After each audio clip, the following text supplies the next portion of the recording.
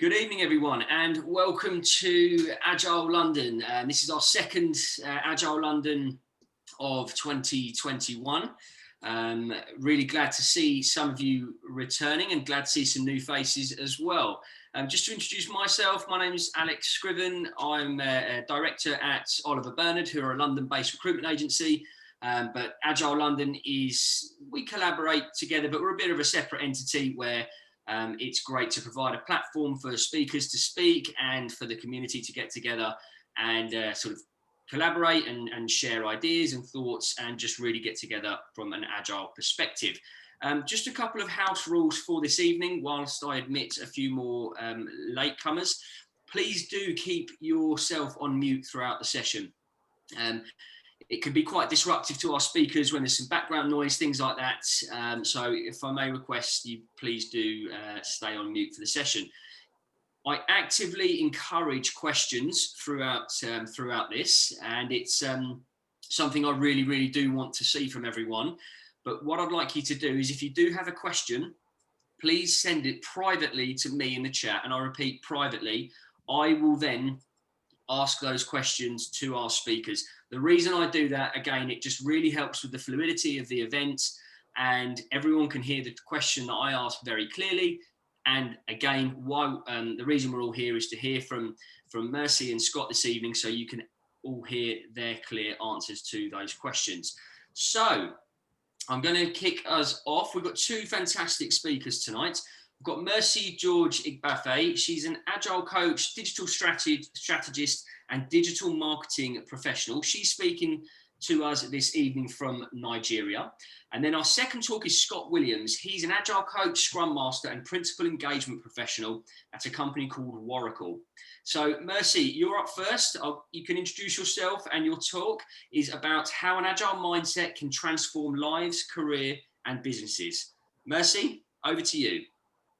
Thank you so much. I really do not take this up. Let me start my timer. I'm going to share my screen as well.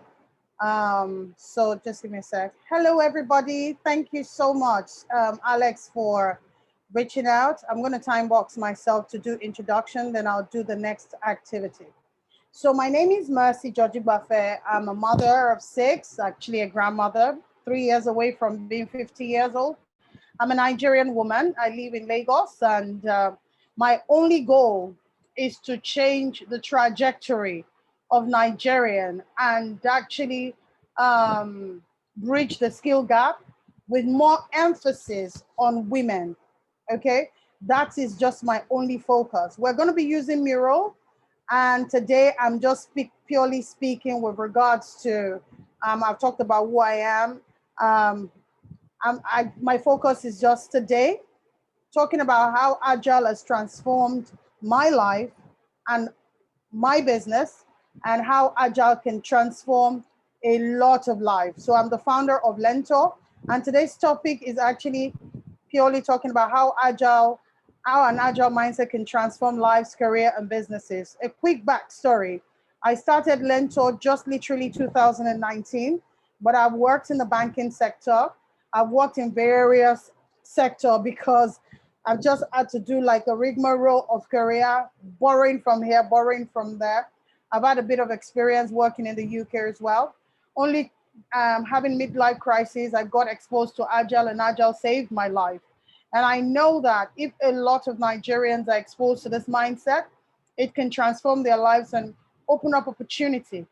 And one thing that I know that has happened to me in recent times is the opportunity that I've had working on the Agile 20 Reflect Festival. As you know, Nigeria is a very patriarchal system of governance, and we have a very hierarchical structure. Waterfall, this is where we thrive. Unfortunately, we don't have successive generational wealth. There's high level of ignorance because of our education system. So for me, I'm not coming with a solution mindset. I'm here for us as Agilists. One of the key things that actually stands out for me on the manifesto, and why the manifesto came together, was they were uncovering better ways of working. Although it was for software, in Nigeria, some organizations that are planning on wedding, events management, family, I know in my household, we leverage some of the ceremonies of Scrum. doing our daily stand-up. So I've seen the benefit of Agile. And we know in the UK, according to the BBC, 3 million jobs will be lost by the mid of 2021. In the US, 40 million jobs are gone. In Nigeria, we had 13.9 million jobs that would not be accounted for, which is a real problem. So for me, I don't want to bore you with all of this story. I'm not here to come and train at you or to train to you. I'm here for us to uncover better ways for Nigerians to leverage Agile mindset. And that's why deliberately I came up with a map of Nigeria. So I'm going to drop the link in the chat. And I'll really appreciate if this is your first time using Miro, please can you drop a chat so I know if a lot of people have used Miro board before. If this is your first time, I can just do a quick walkthrough as I'm mindful of the time. I don't want to go over time. If this is your first time using Miro, please let me know. If you're used to Miro as well, just type yes. You've used Miro as a platform. Type Y in the chat and no. I really appreciate your response, please. If you've used Miro as a platform, why? Fantastic. Thank you, Vlad. Thank you. Thank you, everyone. Appreciate your feedback. Fantastic. This is going to be an interactive session. And I've told Alex we'll have a breakout room. So I'd like an automatic setup room. Maybe we're about 37. Ideally, should not be more than 9 in a group. So if you can help me work it out and just have some breakout rooms where people can collaborate, maybe 5 breakout rooms, that would be amazing. Okay, so now, what am I here to do? I'm a Nigerian. I just want to ask one question. Please, if you can all go to the board, get a sticky and drag it here or duplicate any of the sticky and use it. When you hear Nigerians, I will not take offense. And I really, because one of the things I pride myself as an agilist is the transparency and opportunity to communicate. When you hear the word Nigeria, what comes to your mind? I know the popular one, scam, just list it. Why am I doing this? We're going to go into a breakout room and share how we can, okay, that's my 5 minutes mark. And share how we can, I don't know, Alex, do you have the breakout room set up? But I just want to give the instruction before we get into the breakout room. So how can we, based on what we know that people say about Nigeria, how can we prefer, because remember we're agilists, we want to offer value. So I'm coming to you with a problem. Number one, when you hear Nigeria, you hear scam. When you hear Nigeria, you hear fraud. When you hear Nigeria, you hear some of us are brilliant doctors. You hear some things that you like. And I'm sure you know one Nigerian or the other. What do they represent to you? How can we bring value to Nigeria? The West is completely different. The trajectory of the West is enabling, but for Africa, it's not. I'll shock you right now. A naira, a dollar to a naira is 540 something, and to a pound is 640. So it's a different terrain. It's completely complicated. Our government, they're in over their head. They don't want to leave power. They're confused. They don't know how to. So I'm coming to you as agilists. How can we prefer solutions to us, Nigerians? What can you advise me? Because we have an event coming up, and it's all about uncovering better ways for good governance. I need your contribution, because without you giving me a feedback, I cannot offer solution. How can I change your mind and tell you how Agile has changed my life? I'm a startup. The business is less than 9 years old. I'm in partnership with Scrum.org. I'm in partnership. I've got support from Scrum Alliance and Kanban University because they believe in what I'm doing on the mission of trying to bridge the skill gap. But you see, I may have all the ideas, but it's important that you have some type of guidance to how you want to work. So this is why I'm asking you, how can Agile change the trajectory for Nigerians? I like that. Big cats. I love it. Africa, I really like your feedback. So I'm going to ask Alex to open up the breakout room for the next 10 minutes. Let's just collaborate. Be as transparent as possible. Please join your breakout room. In 10 minutes, we will close the breakout room. Let me just set it here and come back. We're just talking about ideas that can, using Agile as a mindset to change Nigeria. Please, can we join the breakout rooms? Thank you.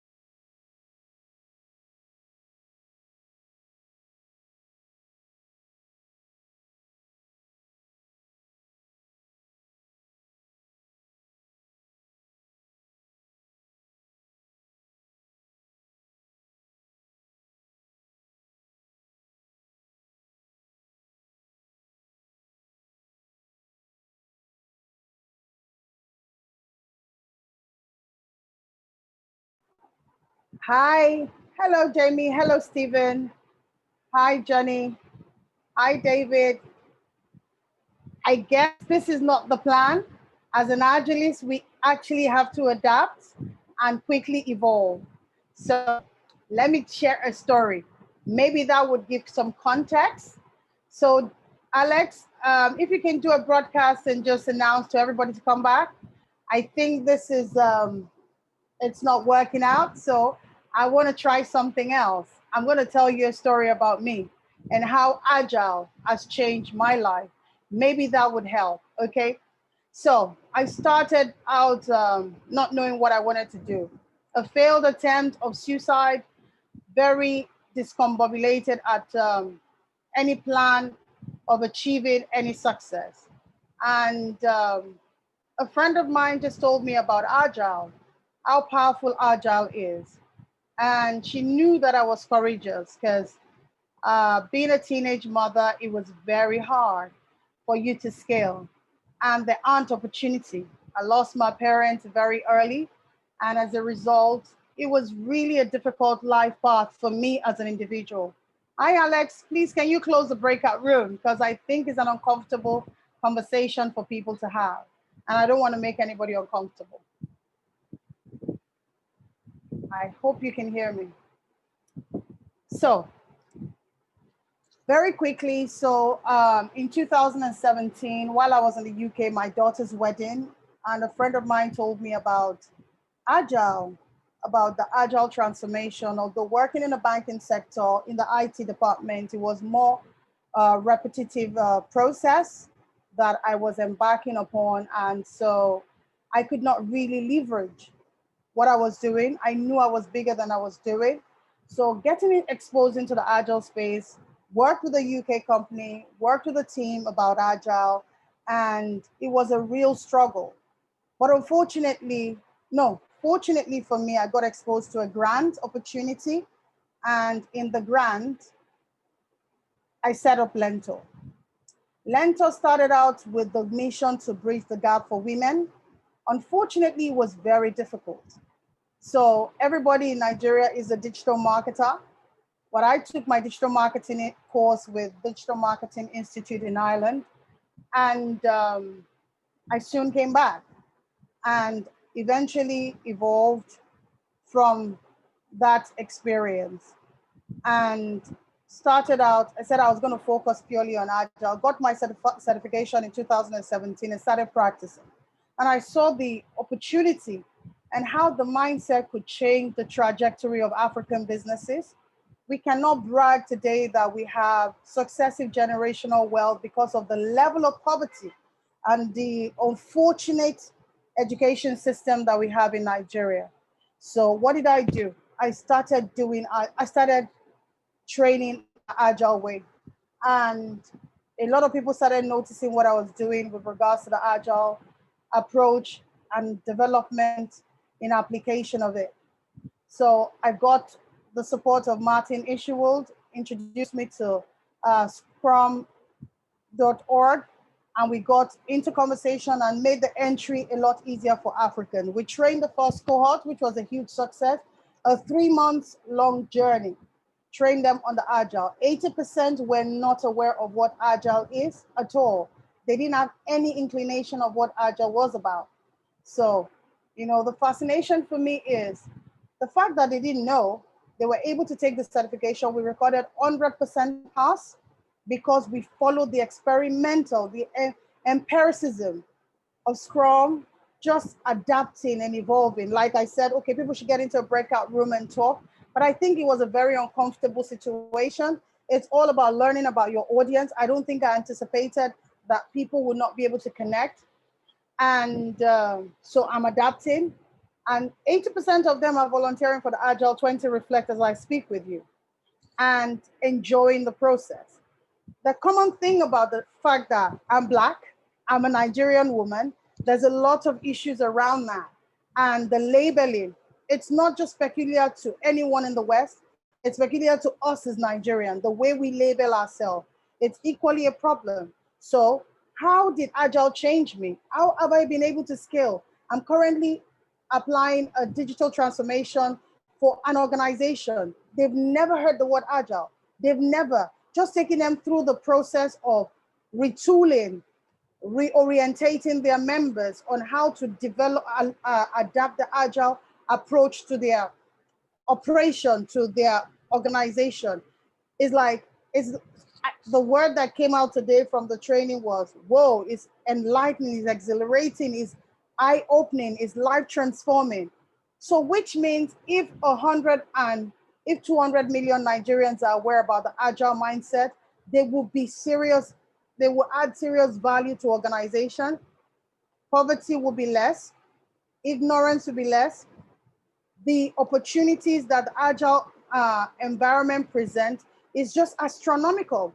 I've seen it, and I'm not focused on the money because for me, the problem with Nigeria is many are not even aware there's a word called Agile. There's a mindset called Agile because of the command and control structure that we adopt. So it poses a major problem for every one of us. So that is why I just wanted to share my story and ask you as Agilists, how can we help the larger Nigerian people to embrace the mindset of Agile, to leverage the mindset of Agile, so that way we can curb the crime, curb the fraudulent practices that is going on in the world today, and actually change the trajectory.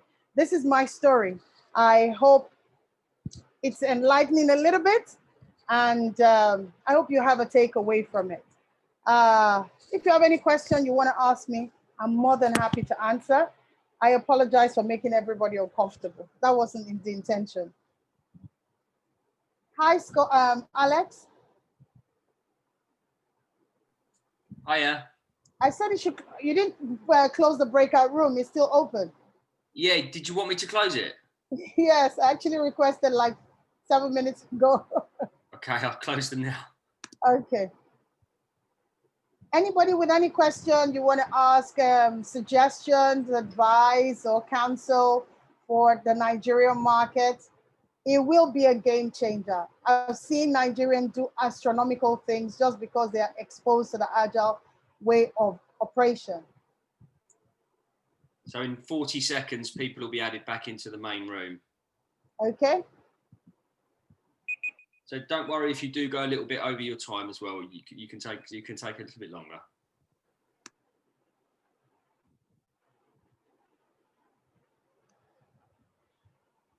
Hi, any conversation from any of the rooms?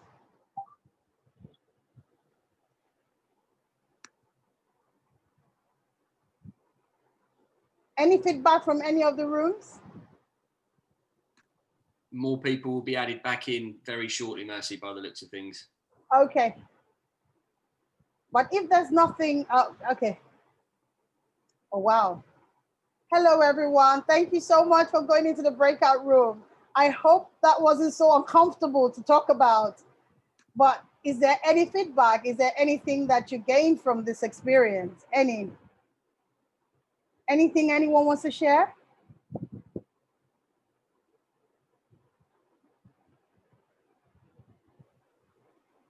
Only one thing, that if you want to introduce Agile, you shouldn't be limited with just one place, because there are so many stakeholders. So there are so many people whom you need to get buy-in from.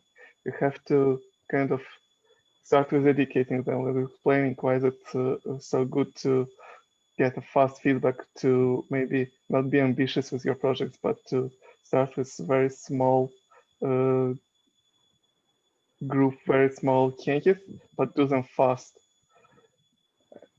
And just explaining this to all the organizations, that would be a biggest challenge. Thank you so much for that. The buy-in, I totally do agree, because for us to succeed with Agile adoption in Africa, we need the buy-in of the stakeholder. Without that, it will never work. That one is clear. Thank you for the message as well. I really appreciate it. Was a very uncomfortable conversation, because I shared a little bit of the story about my journey and how Agile has transformed my business. I wouldn't want to repeat that, but unless you want to know, I'm happy to share. I don't want to take the time for, I won't want to step on any other person's time. It was an uncomfortable conversation, but as Agilists, this is what we're trained to do, to have conversation, to talk about things, no matter how uncomfortable it is, so that way, for me, I'm a Nigerian. I want to talk about it so that people can have more understanding to the complexity of Africa. It's not just about the bad governance that is shown on TV. There are people with great minds. There are people that are so intelligent that want to make a change, but unfortunately, they don't even understand how Agile can transform the game for them. My business is just a year old. I've spooled out a batch one of students that are Agilists. 80% came not knowing what Agile was. They didn't know anything about Agile. And 80% of them are volunteering for the Agile 20 Reflect, because there was an organization that was available for them to actually learn from other Agilists. This is why I wanted to have the conversation. I didn't want it to be uncomfortable. I reckon, hi Femi, I reckon it's a very difficult conversation. Nigeria is very complicated, it's very complex, and I'm trying to uncover better ways to solve the problem. How can Agile mindset, or how has Agile helped you to overcome situation? Or how have you used Agile to help somebody that never knew about Agile to change the game? Anybody wants to share for the next 4 minutes before I hand over? Anyone? I think we had a couple of discussions about having the mindset removed of command and control sometimes, and possibly where parents will start controlling their children from age 0 onwards, and then teachers take over by controlling the children in the classroom.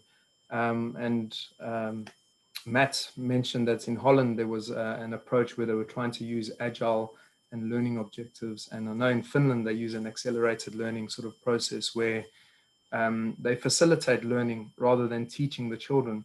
And maybe that mindset, which is a huge cultural shift, not only in Nigeria but in a lot of countries, to empower the children at a younger age to do the learning and therefore getting better themselves, which is the key to the agile mindset, is uncovering better ways of doing things. So maybe at a really young learning age. Thank you so much. And I think I have 2 minutes to go. Anybody else wants to contribute? Hi, Femi, how you doing? Mary, I'm very well, thank you. How are you? I'm good. I'm so sorry I missed the opening part of the presentation because I had a meeting that overran, but I caught the tail end of it. What more can I contribute than recognize the good work that you've done with other Agile practitioners last year, empowering the underprivileged, or should I say the young entrepreneurs who have learned so much from you. And some of them have showcased their works that they were able to turn around in a very short space of time, utilizing their new skills. And it can only get better. Incidentally, there are a number of consultancies from the UK and the US who recognize the hidden potential and the fertile ground that Nigeria offers for growth. Or maybe we shouldn't let people know. Maybe we should keep it a secret because, you know, they are just taking up a lot of the base there, and the community development that offers individuals as a result of Agile and embracing an Agile framework is mind-blowing. So well done on all the good works, and thanks to everyone for their views. Thank you. Sorry, Craig. Oh, apologies.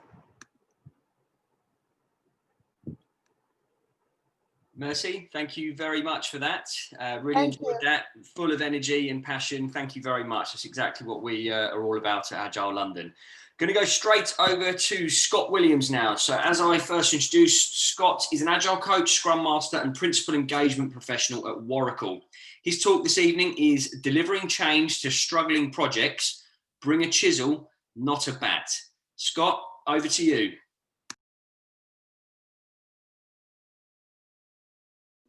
Thanks, Alex. Can everyone see my screen? If I can get a thumbs up, perfect.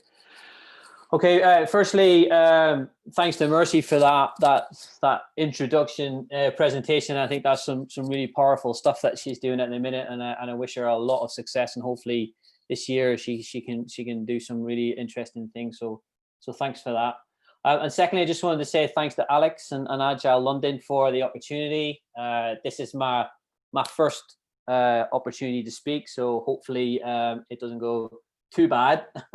So, but tonight, I appreciate we've got a lot of experienced Agile practitioners here, but my aim is to provide insight into some of the challenges that I've faced over the last few years. So really, it's about lessons learned and how we can move forwards when trying to transition struggling teams into successful outcomes.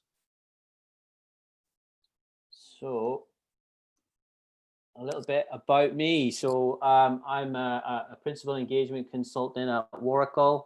I've got 15 years in software. I started out in quality assurance within the video games industry, and just sort of worked my way through there. And while I was at Ubisoft, we kind of stumbled into Agile about 10 years ago when we were trying to look at how we can bring better communication within teams and sort of reduce those silos that I think anyone who's worked in that industry can understand. And from there, it really sort of it took my interest and my desire to work more in that space forwards. And I left the games industry after a few years and moved into software, looking at working in airlines and energy retail and some financial services. And I've been working with Waracle for the last 3 years, and Waracle are a digital transformation consultancy, and obviously part of that that niche of working with businesses to understand how they can digitally transform. Agile goes very much hand in hand with that. So really, it was a really nice fit for me, and I was fortunate enough to start working with them a few years back. But what we want to talk about the challenges faced in Agile. So what we know is that 71% of companies are adopting Agile. And that means that for every 7 companies in 10, they will have tried to implement Agile approaches one way or another. And as I'm sure you're all aware, field software projects cost millions annually, albeit Agile projects have a higher success rate, but we can always look to improve as a community. And hopefully I'm going to share some thoughts and some experiences that we've had in doing that. So firstly, this is about taking the bat. One of the things that it has been sort of noted in the past is that companies have tried Agile adoption and have been unsuccessful, there's a tendency to either disband the approach or look to other methods and almost retract from that desire to try something new. And we know that some of those issues that we'll discuss tonight has led to those projects being cancelled, but hopefully we can look at how those lessons we can learn from and use them to move forward into new things. So firstly, looking over the number of recovered projects that we've worked with, we asked some of our clients for some of the key lessons that resulted in changing a failing project into a successful one. I don't like to use the word failing, as I think it can be quite subjective, but as we go through this, I think we might come to realize that the majority of projects that were actually stuck rather than being in a state of failure. So one of the top reasons that companies adopt Agile is that it can accelerate the delivery of software quickly. But also one of the other top reasons is that it enhances software quality. And what we've noticed is that there's examples where the two can be seen almost as conflicting each other rather than being complementary. So we're trying to move away from the idea that Agile is just about delivering software quickly, but realizing that there needs to be an understanding that in order to deliver software well, it also has to perform well. So when we unpicked this scenario, we came to understand that there was a sacrifice of quality, and we came to the realization that the company had to actually slow down in order to speed up. So by looking at introducing new ways of working and educating the business that in order to deliver successfully, yes, you can be fast, but also you have to look at other areas such as quality to make sure that you're delivering successful software. So one of the key takeaways that we had was that there was a focus on what's gone wrong. So that there's a tendency there that this is at the forefront when in the situations of projects that are not running as successful as desired. But there needs to be a recognition and celebration for the successes as well as the failures. And sometimes these are hidden underneath negative results. And they're crucial when we look at how best to move forward as organizations on Agile journeys. And we need to look at how to remove the blame culture. When we first tried to look at reasons for these projects not being treated as successful, it's quite quick to blame and to assign blame to others in other areas. And it works both ways. Teams report that they don't have the support that they need from management when they move into this way of working. And likewise, managements cite that autonomous teams are at fault as they're not being traditionally managed. So we can see that there's a conflict here. But when we look at it a little deeper, we can understand that there's an educational need or a process that has broken down that we can identify and look to correct. So the recipe book doesn't always fit. Now, I'm sure we all have stories when we work with organizations that are new to Agile, that they have an expectation on how things should be done. And it doesn't necessarily matter on the framework. So I'm not talking about anything specific. So whether that is Scrum or SAFe or less, or any approaches that are put into organizations, it's been observed that teams, when attempting to do this, if there's any friction that's being experienced, there's a tendency for the teams to snap rather than flex. And I think the problem is associated with trying a new way of working and not looking at assessing the actual approach. So when we looked at the state of Agile report in 2020, it was evident that companies that are experiencing success take elements that work for them. So for example, 85% of the companies would have a daily stand-up, but only 80% of those would have retrospectives. So the takeaway here is that you need to learn to find what works for you as an organization and not try and be very prescriptive and look at following a guide to the letter, being a bit more flexible in how you work as a business.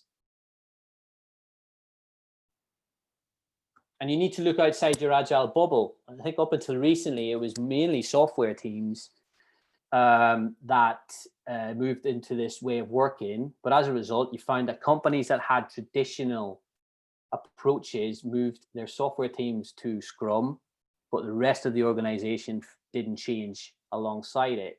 And this causes issues when departments attempt to work closely together and collaboration becomes more difficult when it should have become more evolved. And what's interesting to note is that the majority of organizations have not implemented Agile fully across all of their teams.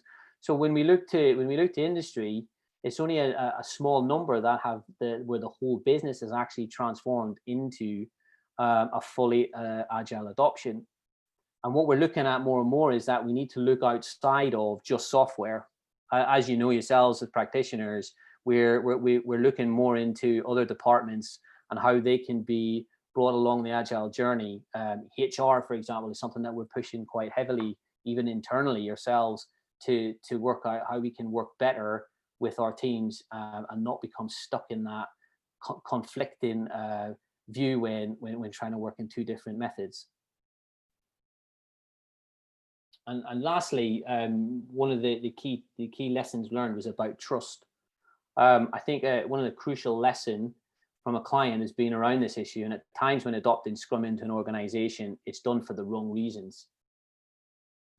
When you look at examples, when we asked and we were given the kind of a number of ideas on why Agile was being considered, is because competitors were already doing it and they've seen huge benefit, so they thought they'll take that trend on as well. Or it was something that was being adopted. But we know that you need to look at trusting the people and making those changes with the view that they can take on responsibility and not have to worry about the implications of failing. So how do we move forward from that? So after understanding some of the lessons that we've learned and some of the organizations that we work with, we realize that we've developed a loose approach that we use to understand how teams can recover from those challenges that they're facing. And this is not prescriptive by any means. It's basically, this is a few of our ideas that we've used that we've had some success when working with teams that have been struggling with their transformation. So firstly, do nothing. Now that sounds a bit like an oxymoron, but considering the feedback that we've received from organizations, there's always a suggestion or a tendency to make change fast. And that's where my analogy of using the chisel and not the bat comes into play here. Because what we found is that when you look at making small incremental change as opposed to big organizational changes, you tend to find that that is an easier adoption for the organization to take. So what we do is we observe and we get an understanding of how teams are performing. And I took a bit of a practice from my wife, who's a primary school teacher, and she told me about the back of the room observations that they have, with their peers, and the benefits that that brings. It really allows you to understand best practices or to observe where improvements can be made without directly affecting the outcome. And this is a practice that I take when working with teams for the first time, but trying to make it as unobtrusive as we possibly can. And then we ask questions. So I think this is very fundamental, that you need to talk to everyone. At times we find that when trying to understand why teams aren't working optimally or as successfully as they would like, the focus is on the teams themselves. But in reality, you need to look outside of that and look more at the organization as well, and understand where the pain points are from. What are the executives saying? What are the teams saying? What are the users or stakeholders of that organization saying as well? And try to understand the challenges from everyone's point of view. And at times it might be feasible to hold a retrospective. It's always useful to get some perspective on teams and how they operate, but expand upon that by including stakeholders and upper management, and be in a position to be able to understand how we can take the pain points and translate that into something that can be used in a positive outcome. And from that, we look to evaluate. We present the findings back to organizations in a format that facilitates acceptance. It's important that hard truths are presented, but yet they're done in a manner that doesn't create hostility. We found that visualization can be a really powerful mechanism to achieve this. When we look at using interactive retrospectives or something similar to what Mercy was doing earlier, it allows more conversation and helps to deliver those findings in a safe and controlled manner. And then we look to plan. And this is as simple as can be producing a small list of tangible changes that benefits the process. There's a subtle reference to the chisel that I mentioned earlier. These changes are small enough so that they're not viewed as excessive, but they're powerful enough to introduce subtle and positive change. And then finally, we look to empower. Inclusion is some of the huge benefits that bring the organization closer to that transition. We know that by doing that, we have higher job satisfaction, there's higher employee morale, improved problem solving through the organization. And lastly, it looks to increase creativity and increases innovation. And finally, a small quote to sort of finish up is that the key to change is to let go of fear. So it's very strong in the sense that it means that you have to be open to change and be able to embrace that in order to try and become more successful in your agile transformation. And that's me. You done, Scott? I'm done. Perfect. Thank you very much indeed. Really enjoyed that one. Thank you. So I will go straight to questions. Scott, if I can ask you to unshare your screen. Absolutely. Just so we've got things back. So the first question that's come in, it's actually come to both of you. As this question has gone to both speakers, we'll time box it. So try and keep your question to sort of 1, maybe 2 minutes. Mercy, I'll go to you first, as Scott has just spoken. The question that's come in, how would you recommend to build trust within a team? What approaches would you take? So Scott, if you jump in straight away after Mercy's finished. How would I recommend? I'll just use what I'm doing in my organization. I give people the opportunity to express themselves without micromanaging, because the command and control approach doesn't work. I really encourage very difficult conversation so that way any ambiguity would have been taken out. And number 2, I make sure within my team, I know that the open conversation and transparent conversation has really helped to solidify trust, especially as a startup. I have people working with me. They've not been to my office and they passionately believe in what I'm doing. So that's how I've done it. I give them the opportunity to know they have a stake in whatever I'm doing, and have create a very safe environment for conversation. Thank you. And Scott. Thanks, Mercy. And I think with how to try to bring more trust in there, I think there's obviously a tendency with organizations that, particularly those who haven't been working in Agile for a long time, that the trust there is because there's something new that's being introduced, and change is always taken sometimes with a bit of difficulty. And I think when I work with teams, as a Scrum Master, one of the first things that I set out there is that the team are being given the trust and the respect to be able to do what they need to do by themselves. I think we sometimes forget that we're all adults in this, and we have to be treated like adults. And sometimes in organizations that isn't always the case. Something that Mercy talked about there about micromanaging is a good example of that. And that, to me, just cries out distrust in organizations. And I think really that if you can do that at the team, the next stage is really to try and do that at management level. One of the things that I'm very keen to promote is, if you've got Agile teams in there, you need to have an Agile management team as well. You know, they need to be embracing the same processes and change that you're trying to introduce at the development team level. And in there, you open up that opportunity for them to see how they work and how they operate, and hopefully then they're given a bit more respect to not only the process but also to the team members as well. Thank you. Scott, one's coming for you. Is there a minimum size chisel? Is there a minimum size chisel? Is there a minimum size and investment to change an effort? That's a great question. A minimum size. I don't think there is a minimum size. I think from experience, if you observe teams and you understand potentially where improvements can be made, I think the idea there is that you come up with that list of potential changes, and you work quite closely with the organization to understand what those changes mean and how they bring benefit. And I think really, that list can be as long or as short as you've observed, and it's not finite. It will be something that can be constantly reviewed as you go through the journey. And I think really for me, it's about pick one and make that change and do it little, but do it as often as you can. And from there, hopefully the benefit you see even in one small change can have huge rewards. And I'm sure a lot of you have experienced that in the past. By just putting one little thing in place can really change the view and the opinion on the success of an Agile team.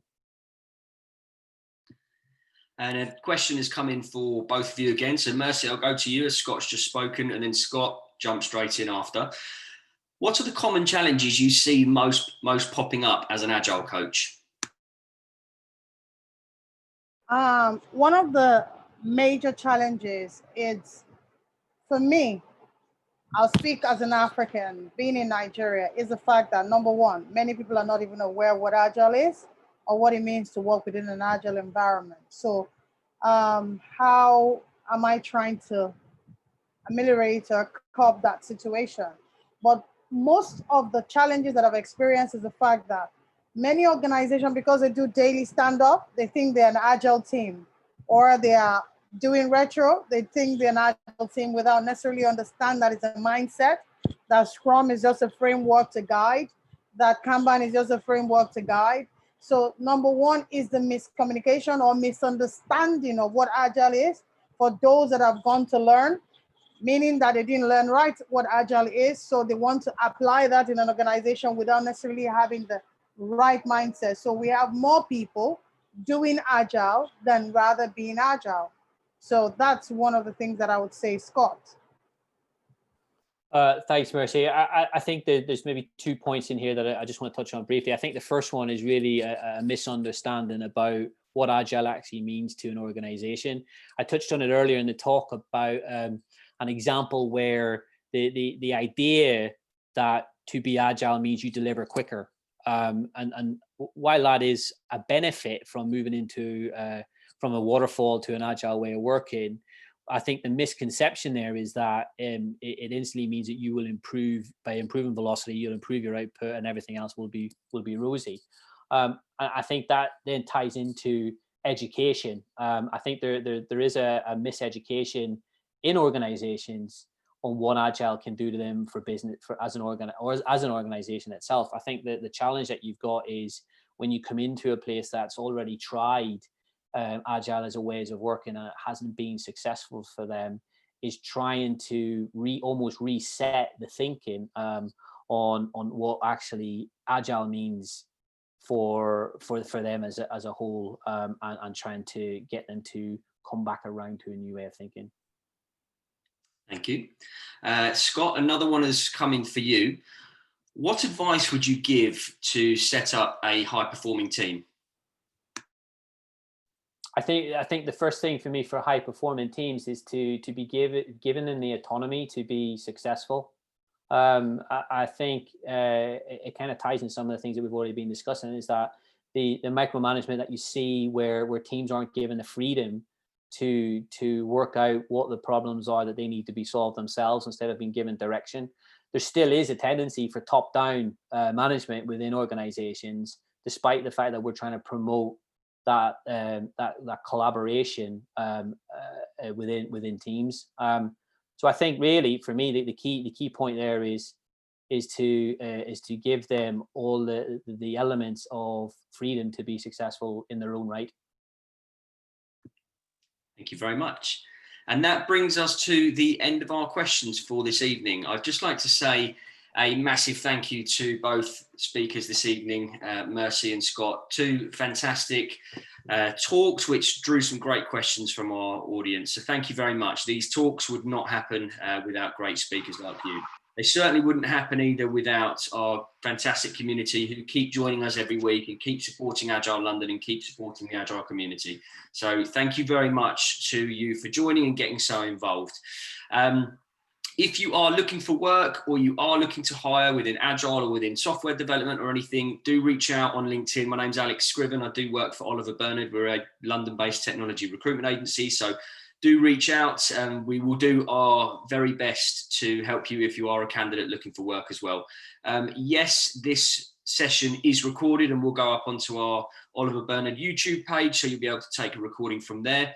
And we will be back in a couple of weeks with a new session. So thank you very much to everyone. Scott, Mercy, thank you again once more. And I hope to see you all very soon. Have a lovely evening. Bye-bye. Thank you, everyone. Thank you. Awesome event. Thank you. Thank you.